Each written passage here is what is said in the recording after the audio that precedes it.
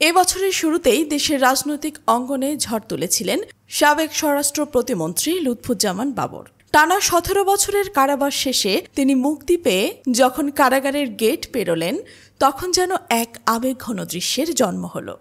নেত্রকোনা থেকে ঢাকার রাজপথ হাজারো মানুষের ঢল, কারো চোখে আনন্দাশ্রু, কেউ বা মোবাইলে ক্যামেরা বন্দি করছেন সেই মুহূর্ত। আবার অনেকে স্লোগানে মুখরিত করছেন চারপাশ। এক সময়ের বিতর্কিত এই নেতা যে আজও জনমনে গভীর দাগ কেটে রেখেছে, তা সেদিন স্পষ্ট হয়ে উঠেছিল। কিন্তু মুক্তির পর হঠাৎ এক রহস্যের ঘেরাটোপে ঢেকে যায় বাবর। মিডিয়ায় কিছুদিন সক্রিয় থাকলেও এরপর হঠাৎ উধাও হয়ে যান। নেই কোনো সাক্ষাৎকার, নেই দলের বৈঠকে উপস্থিতিও, রাজপথেও অনুপস্থিত। বাবরের এই নিঃশব্দতা জাগিয়েছে নানা প্রশ্ন। তিনি কি ধীরে ধীরে বিএনপির ছায়া থেকে সরে যাচ্ছেন? দলের অভ্যন্তরে তার অবস্থান নিয়ে গুঞ্জন এখন আর চাপা নেই। নেত্রকোনা ৪ আসনে তার মনোনয়ন নিয়ে শীর্ষ নেতাদের অনীহা স্পষ্ট বলে মনে করছেন অনেকেই।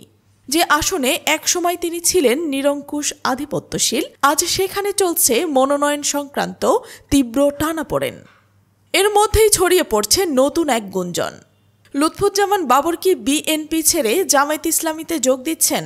গুঞ্জনের সূত্র একটি ভাইরাল ভিডিও। সাংবাদিক মাহমুদুর রহমানের বাসায় বাবরের মায়ের মৃত্যুতে শোক জানাতে গিয়ে জামায়াতে আমির ডক্টর শফিকুর রহমানের সঙ্গে তার সৌহার্দ্যপূর্ণ আলিঙ্গন ও দীর্ঘ আলাপচারিতা সামাজিক যোগাযোগ মাধ্যমে ঝড় তোলে।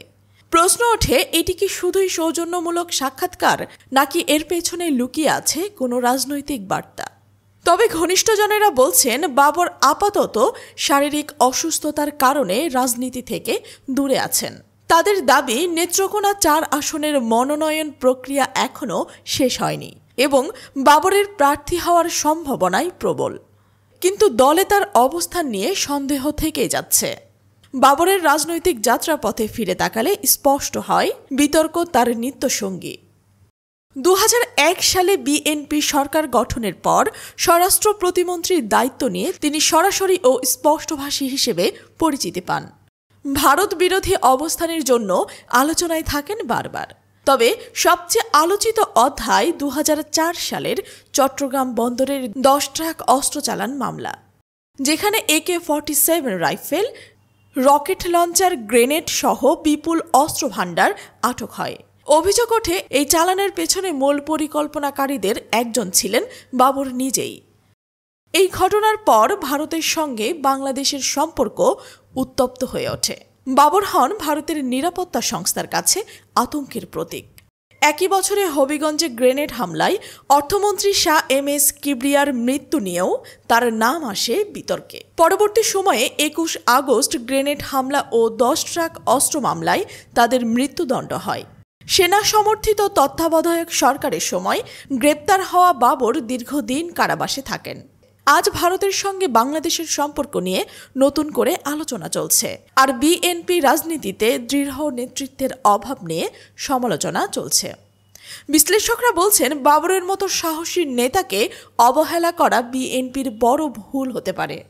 কিন্তু বাবর নিজে নীরব, না টক শোতে, না জনসভায়, এমনকি নিজ জেলা নেত্রকোনাতেও তিনি কার্যত অনুপস্থিত।